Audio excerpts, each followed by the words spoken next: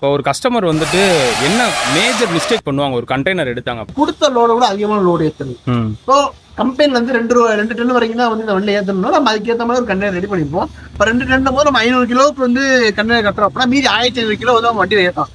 2000 kilo 2500 kilo ஏற்றிடுவோம். Which is ரொம்ப ஜாஸ்தியாக ஏற்றிட்டு போகும்போது நம்ம சொன்ன வெயிட்டோட ஜாஸ்தியாக ஏற்றும் போது கண்டெய்னர் வந்து டிஃபார்ம் ஆகும். டிஃபார்ம்னா கீழே வந்து புடிங்கிட்டு போறதுக்கு சைட்ல புல விடுவதற்கான வாய்ப்போ இல்ல வண்டிங்கள்லயே வந்து பட்டா பிரேக் ஆகிறதோ ஆக்சில் பிரேக் ஆகிறதோ டயர் டிஃபார்ம் ஆகிறதோ இந்த மாதிரி நிறைய விஷயங்கள் நடக்கும்.